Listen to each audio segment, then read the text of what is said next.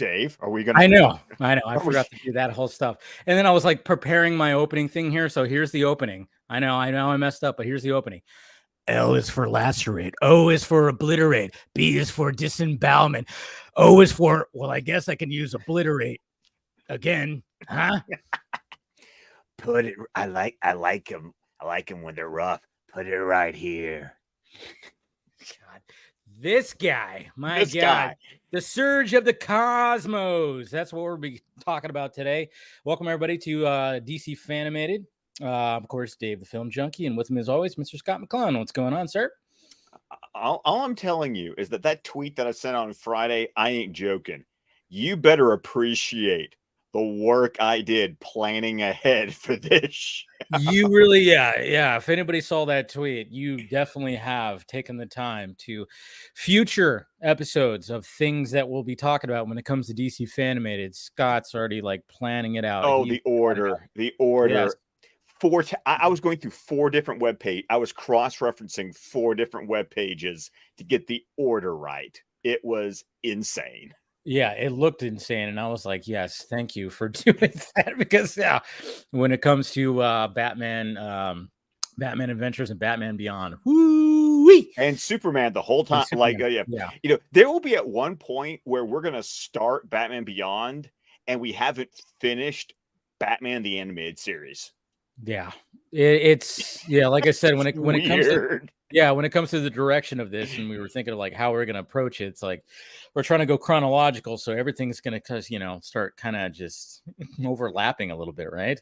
Oh yeah. Basically, it's almost going to become almost every other week, but then sometimes we'll go a whole month with like one show, and then we'll go back to alternating week to week between shows. It's like I said, there was a reason I sat there as Heather was getting ready for Barbie, and I just sat there with my iPad building a list. I just went, why not? Why not? So good things coming, people, because once again, we are doing the entire animated universe. So hold on to your socks. Hold on to your socks. No one double crosses the main man. That's right. We're going to be talking about the main man, part 1.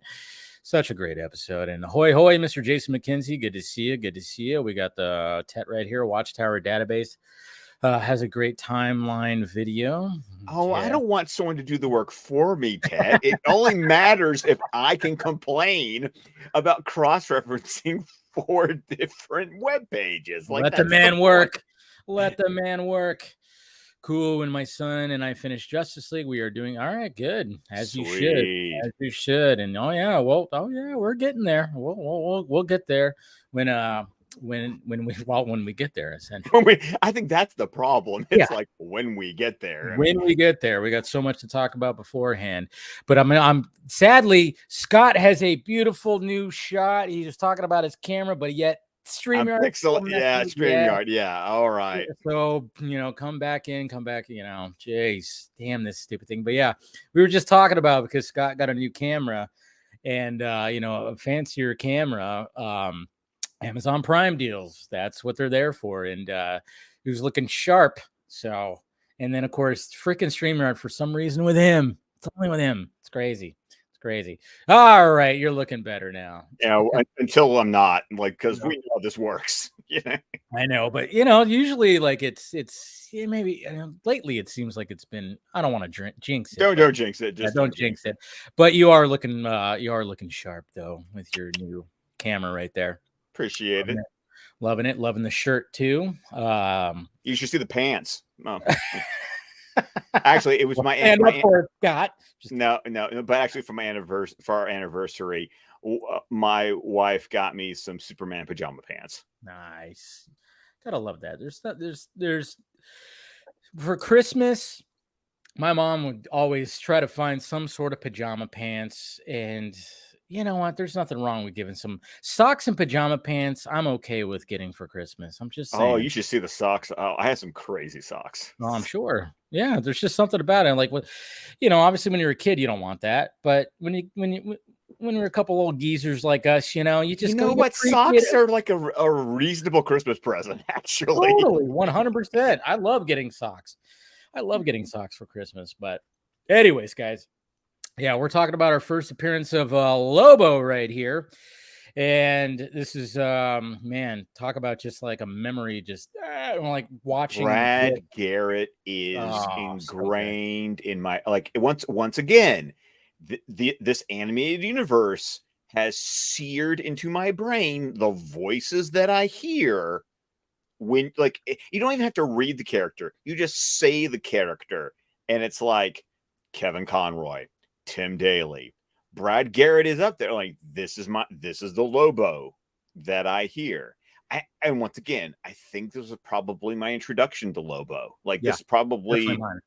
definitely, if not, maybe he randomly appeared in a comic here or there. But if we're talking about me actually knowing the character, oh, it was the animated series. I think he was made famous definitely by the animated series, even though he wasn't, they didn't make it for the animated series. But I think people got to know because if you even just like look up, you type in Lobo in Google Images, you're going to get a bunch of images from the animated series more than you're going to get from any kind of comic book.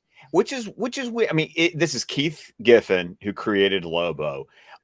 Clearly a 90s character. I mean, if Lobo doesn't I mean, you hear so many guitar riffs in here. Oh, dude, and I want to tell you, all I thought about this entire episode with the electric guitar is this was them priming for the Batman Beyond score, because like that's what the Batman Beyond score was. Did not even think about that. Oh no. All I ever think about is like the Return of the Joker score when they combine the orchestra with the electronic. And when you hear Shirley Walker's Batman theme on an electric guitar, down, down, down, down. Oh yes. So hearing Lobo, because let's be honest, when you've got a bounty hunter biker, it's basically Dog the Bounty Hunter in space. It is. Totally is, with an awesome flying bike. Oh my God. Get off my hog. He even calls it a hog. Calls it a hog. He whistles for it. It's so, and he's got so many great one-liners. There, you don't know how many times that I had to pause and rewind just to like be like, oh, that's a good line. Yeah, I should write that down. This was probably the out of all the episodes, even going back from the very beginning of this stream, this is the most I've had to. Whoa, what is that? You hear that? No, that was all you, man. I didn't hear a thing. Jesus Christ. Wow, that was strange. Right in the middle of just talking right now. All of a sudden, like one of my tabs that was open just decided to play a video. You got to love that. Haunting. My God. Once again, we take a week off and then like you go to hell. I mean, seriously. I know, right? Jesus, I don't even know what that was very weird.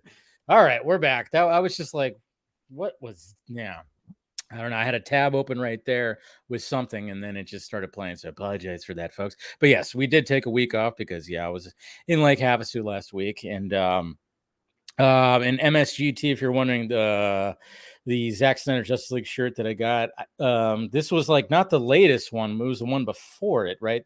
I forgot exactly because the one before it, and it was a re-release. Yeah, it was a re-release. So I don't think it's up on the site anymore, right? No. It was one of those. Yeah, it's one of the expired ones.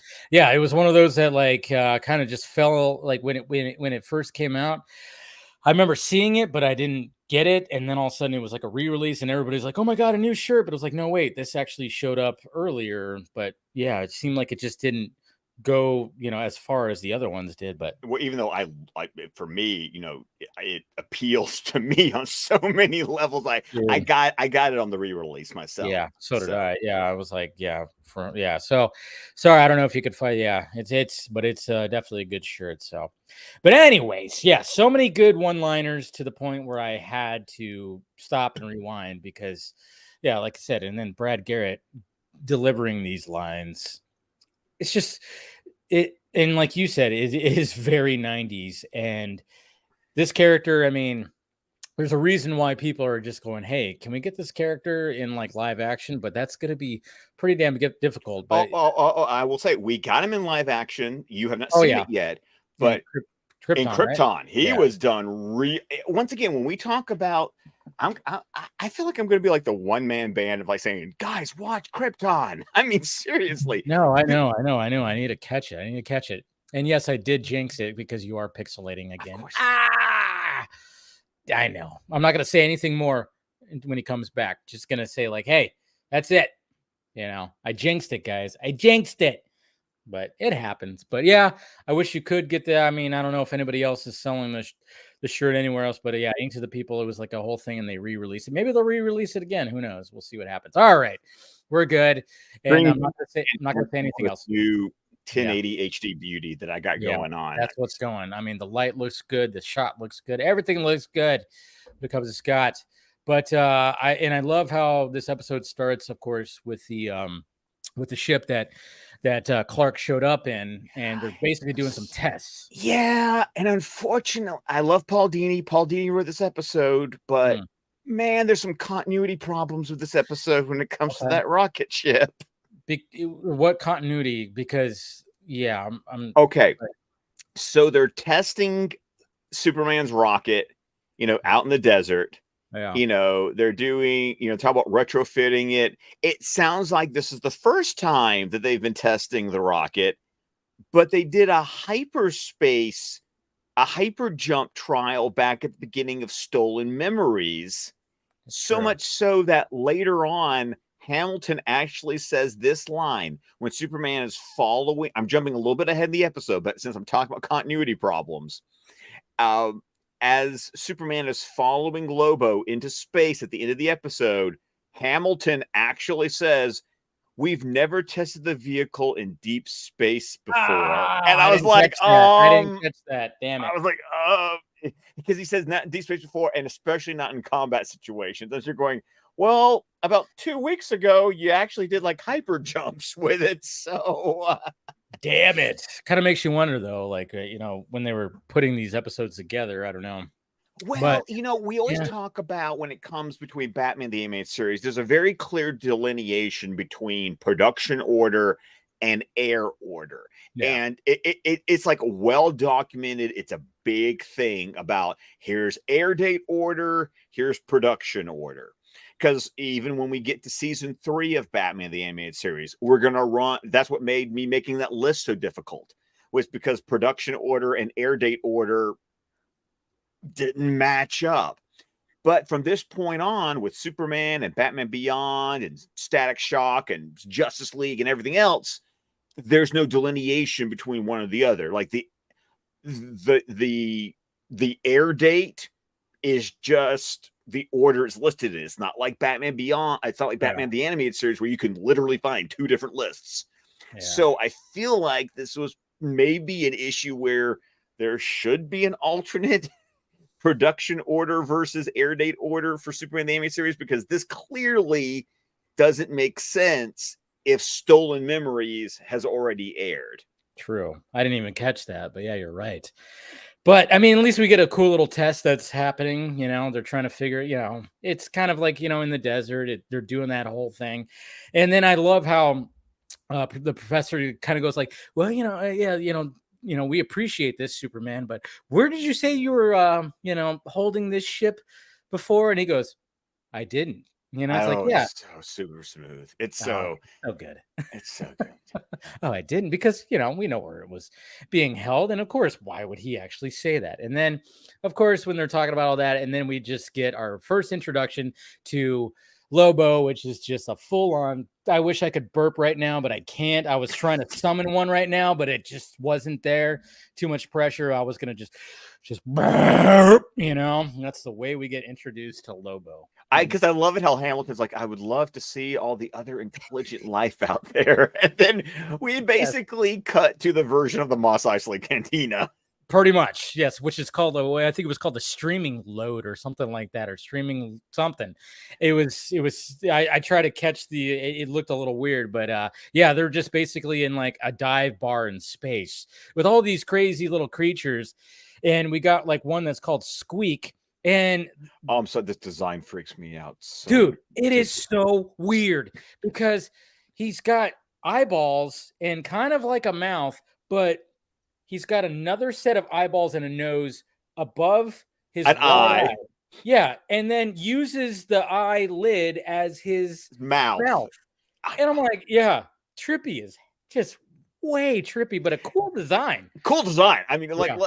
I love it when aliens are actually like even taking an alien that's somewhat humanoid and giving a distinctly non-human uh design feature, like the eyeball is the mouth. Like Yeah. that's Yeah. It's very creepy. So obviously Lobo, we're getting we're getting to know that, oh yeah, this guy, he doesn't give a shit about anything. He's just all about himself.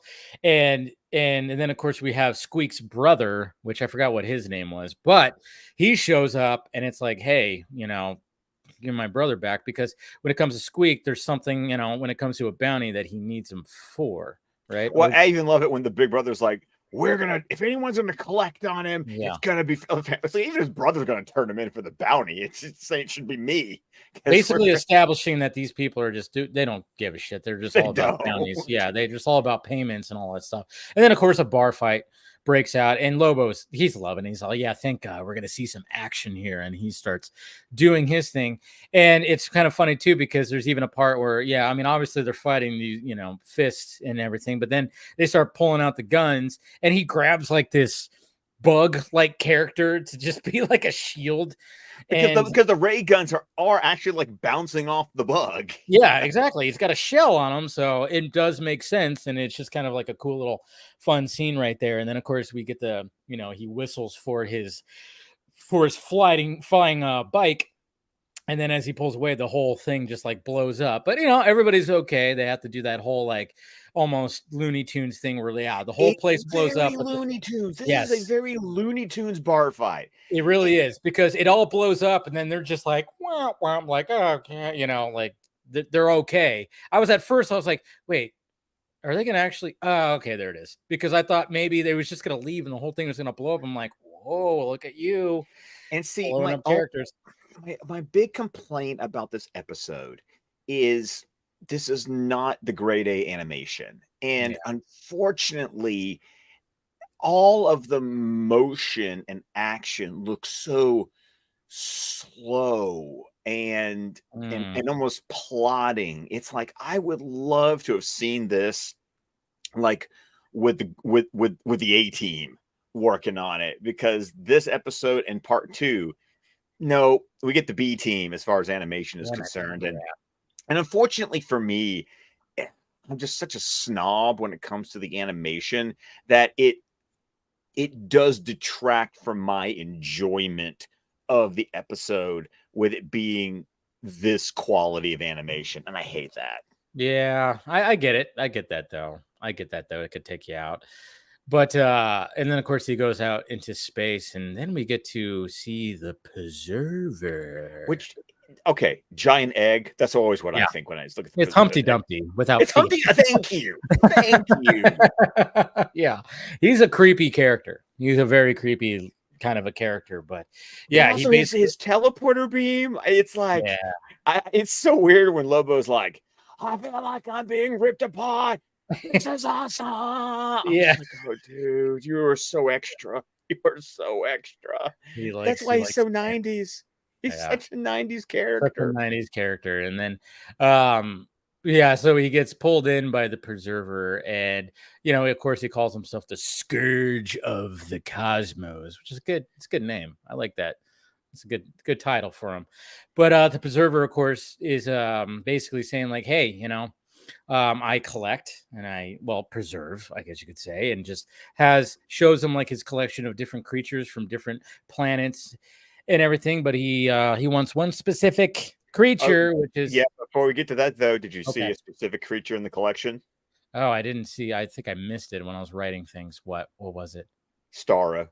It was Starro. Okay, I saw like something, and I was like, okay. But I Yes, didn't even put Starro's in the Starro is in collection. there. Yeah. Nice, of course it is. Man, yeah, I'll have to go back and look at that. It's But in that first scene where they have as all the little tanks or the where they tanks. have little Yeah, tanks, yeah. and if you're looking for it, it's going to be on the right, because what happens is the camera is like behind the tanks, looking between the tanks at Lobo and the preserver, And so you'll see Starro attach itself to the side of the tank on about the right side of your screen. Okay, I'll have to go back and look at that for sure. But yeah, so he basically has like this little pad that, projects like a hologram of Superman, of course, flying. And and Lobo gives like a little witty little comment when it comes to that. And then when it comes to the payment, he gives them like basically like a chest full of like jewels. It's a treasure chest. It's like a pirate's treasure chest. It really is. It's not just like some kind of currency, like intergalactic cosmic currency. It's a chest full of just jewels and whatnot. This is gonna buy a lot of Mai Tais, It's kind of, well, I had no idea what a Mai Tai was. When I know.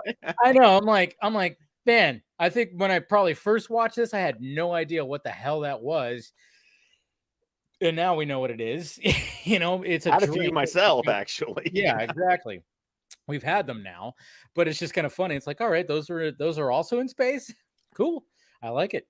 Mai Tais. It's not just a Hawaiian drink right there, but yeah. So, and then of course we go back to planet Earth, and we're at Midtown Police Station. And I love this right here because you got this security guard, or like not security guard, but one of the cops that's up at the front desk. He's just like watching a news report about like, flying saucers and whatnot. And then the news report goes like, wow, we spotted what actually this is. It is somebody on a flying bike. And he's like, basically saying bullshit. What is that? And then Lobo just, hey, here I am. Yeah. I like that. I'm looking for this dweeb. Yeah, exactly. He's such a douche. He's like, I'm looking really for the because he calls people geeks and dweebs. Geeks. Yeah, I think that's. I'm wondering. I would need to go back to the comics to go. Is that a actual Lobo-ism, or is that a safe for after school television? It might be that. I know. I know. I'm wondering. Does he call people something a little bit more, derogatory? I don't know. Who knows? Maybe. Oh my god, that actually reminds me that I learned the name because Lobo is one of those characters that in the comics, he would cuss, but back when with Comic Code's authority, you couldn't put cuss words in comic books. Just put all the symbols. You put symbols. There's a word. Yeah. There's a word that is the name of that bunch of symbols. Like, yeah, I actually, okay, now tangent. I've got to look it up. Look up what. Because anytime you saw like a bubble, like a speech bubble in a comic book, you always get like the @ sign or the number sign, or they would always put that in there. So, but yeah, there is a specific name for that. But I just love the fact that Lobo just shows up right there, and then of course that little tablet that the preserver gave him. Grawlix. It's called what? Grawlix. Grawlix. Interesting. Grawlix. Okay, I thought it was something else. That Grawlix. That's interesting. Okay. Yeah, Grawlix. You can even look it up on the Merriam-Webster dictionary. A Grawlix is made from the unpronounceable characters that can be found on top of the number row of your computer keyboard. That's what that's called, a Grawlix. Grawlix. Okay, that does. Yeah. Okay. There. See, I had this is my teaching moment for this exactly. Week. Exactly. Because Lobo was one of those characters who would have Grawlix all throughout because they wouldn't be able to actually put curse words in comic books during the Comic Code Authority. Yeah. And so it was, okay, this indicates, he just said a cuss word. Exactly. And you could pretty much figure out what he was saying. The word was. Yeah, what the word was, because it's always just replacing. You'd have like maybe like the first letter and then it would be like the rest. Yeah. So sometimes you could just figure out what the word was by the context. True. Very true. Very true. Yeah. Whatever they're saying right there. But I love the fact that that little tablet or whatever the preserver gave him, now that Lobo has traveled to Earth, it's broken. Like he pulls it out and it's just like messed up because it's Lobo. You think he's gonna... Well, he actually smashed it. He actually crushed it. Did he? At the preserver. We actually saw him crush it. So what happens is that this just indicates that between being at the preserver ship and coming to Earth, he like taped it back together. And it's just like all smashed. He gets at that, and even like the hologram. The hologram is all like flickering and stuff like that, so it's broken. And then we get to the Daily Planet, and Clark gets a little cheeky with Lois. I'm gonna tell you, I love this Clark. This is why the animated series is one of my, if not my favorite interpretation of Superman, because like I said, this Clark Kent is very much like George Reeves's Clark Kent. Like he's confident, he's snarky, he's sassy, and his response to Lois in this scene is like, mwah, chef's kiss. It's almost like he wants Lois to be like, hey, because he even puts his glasses down like that, like when he's talking. It's because she is going like, hey, Smallville, how are you getting all these hot stories? And he just flat out goes like, because Lois, I'm actually Superman in disguise as a journalist. So then I can, get into all this and then like remove you from and squeeze you out of the byline. Squeeze you out of the byline. I'm like, oh, I love it. Because he gives you, it's almost like the end of Man of Steel when, when Martha asks him, what are you going to do when you're not saving the world? And it's like, I'm secretly Superman. He works as a journalist, so I can find out about emergencies when they first happen, and to squeeze you out of the byline. Dude, so good, so good. It's so good. I totally forgot about that to the point where I was like, wait, he's not imagining. No, he really fucking said that to her.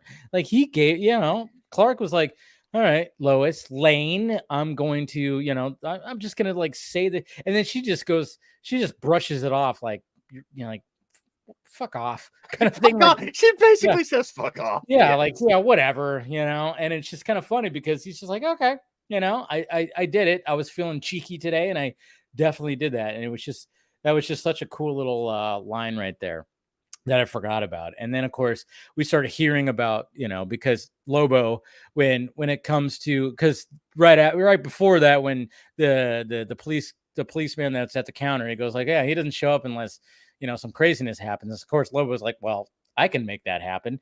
So naturally, he's just like starts shooting up the place with his, with his guns and everything. So they're hearing that, and everybody's hearing that. And then of course, Lois is like, oh, we got to get there. And of course, Clark's already gone because he's already flying there. And I just like it how Lobo is now sitting in the chair. He's got like one of the police hats on, and he's like, I thought he'd be here by now. He's like, he's bored. He's so bored. He's already bored. He's so bored. It's like, dude, you just started doing this and you're already bored. My God. But hey, Superman does show up. Everybody starts showing up, and we have our first interaction between Lobo and Superman. Yeah, and then the episode, I'm not gonna say devolves because then it sounds derogatory. But then it basically just becomes, a big long fight for a good chunk of the episode. Yeah, I feel you on that one where it's like, where it's just like now they're just kind of going back and forth, but it's entertaining because of, like I said, the lines. Yes, it's the Paul Dini writing, because once again, the action is so slow and prodding because it's the B Team Animation Squad that animated this episode. But you've got Paul Dini giving you those zingers, and you got Brad Garrett's delivery that so good that it keeps the episode entertaining. Yeah, because when Superman shows up and they have their interaction, and then he's got like it's like, all right, well, I got this bomb thing, but of course Superman just like comes in and just rips the wires out, and then this is where we get what I said at the beginning, where he says, I'm Lobo, and he says, L is for lacerate, O is for obliterate, B is for disembowelment, which I love that it's not really a B word, but he disembowelment, right? He hits the B in the middle of the word. Exactly. So it's just kind of funny. And then he just goes like, and O is for, well, I guess I could use obliterate twice. Huh? And then of course he just gets like punched in the face or something. And then even like the, one of the cops, they try to be like, hey, we got a smoke bomb that should like knock him out. And he plays, and I love how Lobo just kind of like plays like, okay, like, oh no, and then he falls down. But then when Superman turns him over, he just like, I forgot what he said, but I didn't write down what he said. But he basically just like, I was just playing with you, and then punches him. So it's like he's just a dick. He's just toying with Superman. He really, and then at one point, like Lois gets involved, and that's what the one I love is like when she slaps him and she like almost breaks her hand, like slapping him across the face, and he's like, I like her confidence. I like her confidence. And then I like the fact that too, that when they're fighting, like especially when he gets on the bike and then Superman goes after him, I like the fact that they crash through LexCorp. It's like Lex is like trying to make a deal, like, hey, I promise, you know, that this He's talking to the president. yeah, he's talking to the president saying, like, I promise this new weapons technology is gonna be, and then all of a sudden, just like, what, the devil? He just like they're having a fight and they crash through LexCorp, which is, I think that's just funny. I love the fact that it comes back around Yes. when he like punches him and he goes Because Lex Luthor is very much in this episode, but his building is just getting fucked up by the fighting that's happening between Lobo and Superman. And even like Lobo launches like a rocket that Superman, you know, he has to redirect. He can't just like stop it quickly. He has to redirect it, and it blows up in the sky to the point where he just like comes crashing down to the surface, and you know, it fucks him up a little bit. Like he is like getting up slowly, and then you have Lobo kind of like showing some respect. We see some respect that he's showing to Superman a little bit right here. Interesting. I thought it was more like He's trolling him. He's trolling him Yeah. because he's like, oh, I get you now. You actually care what happens to these geeks. I thought it was more kind of like, oh, I figured out your weakness out. You actually care. Okay. I get that. But I think at the same time, there was a little bit of respect. I don't know. Maybe that's just me. Like there was like a slight respect of like, okay, because when he first saw him and saw, you know, in the hologram and the costume, maybe it's just like, who the fuck's this guy? But then he's like, okay, this guy actually does fight for something. I get it. Now, does he care? No. But I just thought like there was like somewhat of a respect. Okay. A little bit. Just the way I kind of took it a little bit.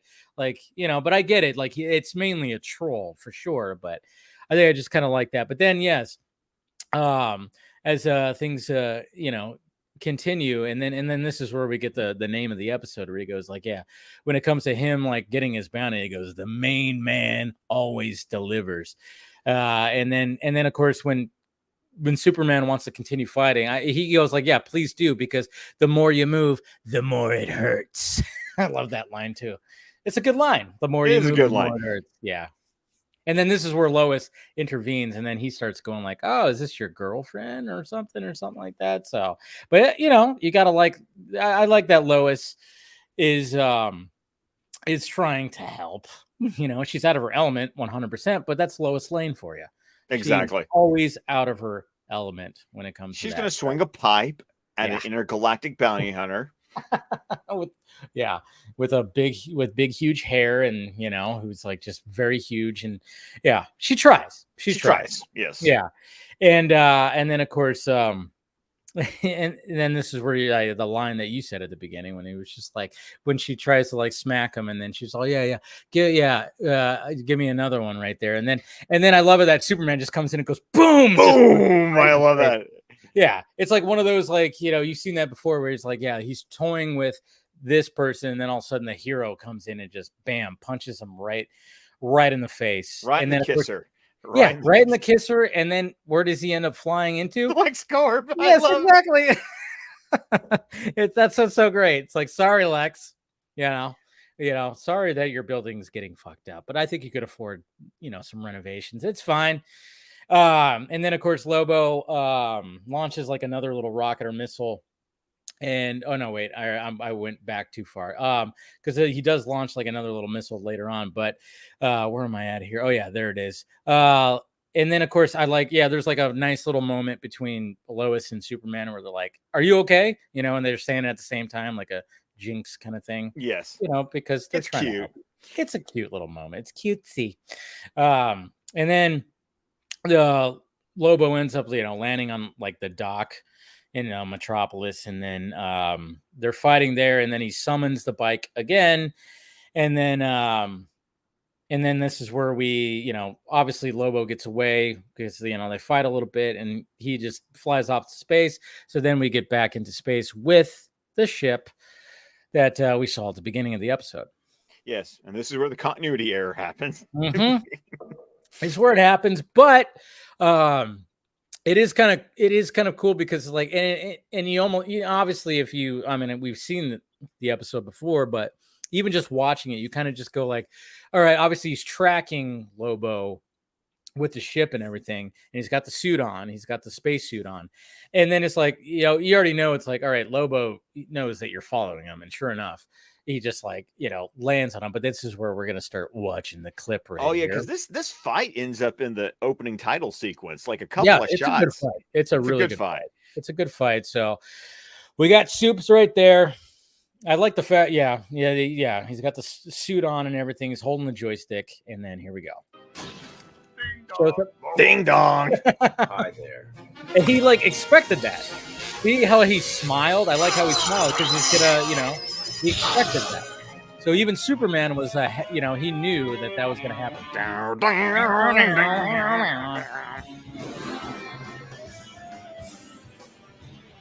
I love how you got the snare drum in there too. Exactly.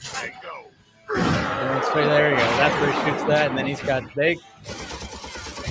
That's such a badass fight. So you got a little bit of the score and the guitar. It's good. Here comes a shot that ends up in the opening title sequence. Yep. It's that one right there. Right there. All right. Obviously, eject. Now there wouldn't be any smoke in space, but okay. Because technically there wouldn't be any fire coming out of that bike either. True. We're getting, I guess the only way to reason with you is to take away your toys. Hey, it's off my hog! There's another shot. He has this like big crowbar. I know. I love the crowbar. Like, what's that gonna do? And then, of course, the preserver's like, "Yep, we got him. Tracking.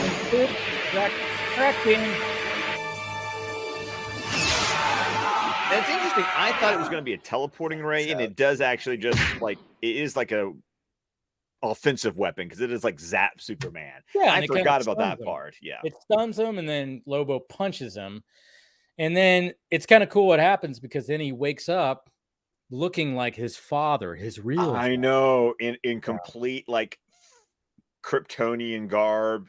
It's because for a moment there he thinks he's on Krypton again. Yeah. Like it's Krypton? Weird. Yeah, and then of course the preserver just kind of goes like, well, this is a simulation, so we just, you know, because obviously when he collects, he wants to have like the creatures that he collects at least to be, you know, especially when it comes to Superman, because not only does he simulate Krypton, but he simulates the red sun, so then Superman cannot, because obviously he punches the glass. I love the preserver's line. I strive for complete accuracy. It's like, oh, such a collector. Oh man, yeah, so evil, devious, man. And then you got Lobo, who's just like, that's just all. Monkey want a banana? No. I love the idea that he kept on referring to Superman as a monkey. You want to, because early in the episode he talked to Preserver about you need a new monkey for one of your cages. Right. So I love that whole, because even once again, so Looney Tunes. He's like, monkey want a banana. Oh. Yeah, exactly. Yeah, what we were saying when it comes to Looney Tunes and how this is like kind of like a Looney Tunes episode. But of course he's like, you know, being the dick that he is. And then of course the preserver's like, there's something else that I actually wanted. And that's the last Zarnian. What is it? Zarnian. And then Lobo just goes like, well, wait a minute. I'm the last sergeant. And it's like, yeah, dude, you got played. And then all of a sudden he gets a tube that that comes around him. And it's like, oh, that's why it's part one, folks. Dun, dun, dun. And yeah the episode just kind of ends. Like, yeah, it just kind of ends. But I thought it was a cool little cliffhanger. I like that. I'm the last Zarnian. I blew up my planet for my science project. Gave myself an A. See, again, so many good lines when it comes to this. But yeah, it was a nice little like, oh shit, cliffhanger twist. Like, yeah, he not only does he want the last Kryptonian, he also wants the last Zarninian. Did I say that right?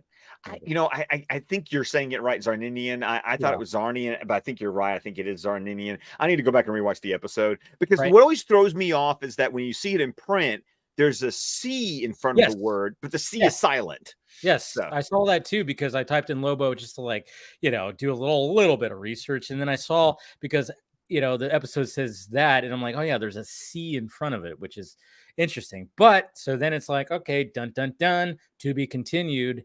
And yeah, that's what we'll talk about next week. Yo, yeah, main man. If according to my recollection, I personally think part 2 is stronger than part 1. At least that's the way I remember. So I'm hoping that now that I've accepted the fact that this is the animation that we're getting, the B team, that I'll be able to go, okay, just embrace part 2. But I do remember part 2 being stronger. At least that's my recollection. Yeah, see, I have the opposite. I remember the part 1 being stronger, so that's going to be interesting to revisit. Yeah, so I'm wrong. You're right. It's the internet. This is how it goes. You suck. Yes, how dare you? No, my way of thinking is great. No, we'll see what happens, but curious to revisit part 2 for sure. So that's what we'll be talking about next week. But like I said, overall, it's a campy type Looney Tunes episode, but it's a Lobo allows, but one thing, it's like when we have Harley episodes in Batman. There you go. It's like Lobo allows for this kind of thing to happen. Like it fits the character. I mean, that's the thing. Is like if it keeps true to the character, then fuck it. Right.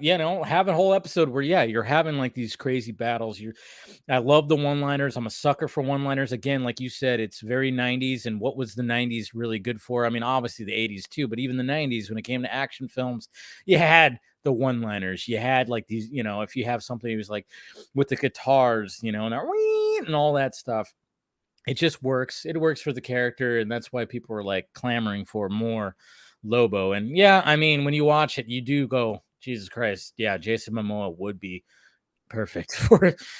Yeah, but the problem is it just seems so obvious. Yeah, I know. It's easy, right? It's just easy. Like when everybody's like casting Bill Skarsgård as a new Joker in the DCU, I'm like, too easy.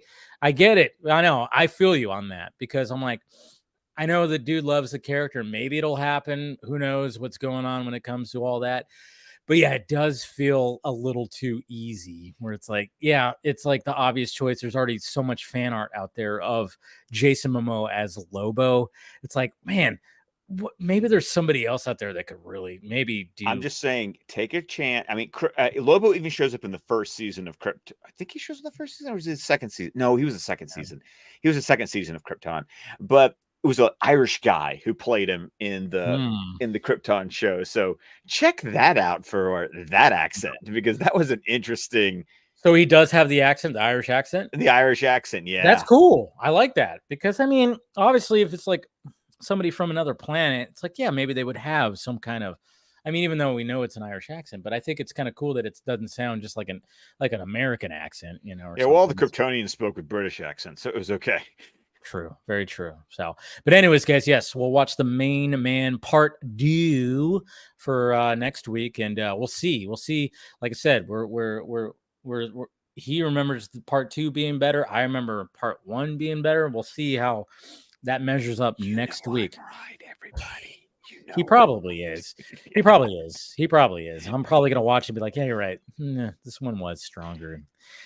Because anyway, so make sure you guys watch that, and I think this is all we got to talk about when it comes to this episode. Just a fun episode when it comes to Lobo. So let's go ahead and we'll go ahead and send off right here. Go ahead, Scott.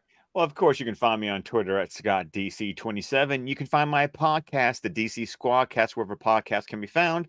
Our last episode that dropped was an episode of Man of Steel Scene by Scene, entitled Greenhorn. I'm sure you can all figure out what scene we were talking about in that episode. And make sure that you subscribe, because we will be coming out with a couple more episodes of the Batman Scene by Scene. We're on Vero, Facebook, YouTube, with the entire network of shows at squadcastmedia.com. All right, guys. Make sure you smash that like, thumbs up, do all that, to hit that notification bell and everything. And again, thank you to people who joined the Patreon/YouTube member stream that I had just a little bit ago. If you haven't checked that out, some good conversations. We talked a lot about certain things, you know, when it came to Comic-Con and things that are happening, and the new like, you know, deleted scenes when it came to the Flash and everything like that. So check that out. And have you watched the new episode of Invincible that dropped? No, I haven't watched that yet. Oh, I watched it. Oh, it's so good. That's right. It did drop, and I'm probably going to watch that tonight then. There you go. That's what I'm going to freaking do. What I'm here for, man. Exactly. I didn't even realize. I was like, oh, yeah, I saw the trailer, but didn't. Okay. I'm definitely going to do that. But anyways, guys, we love you. We'll see you next week, and we will talk to you later.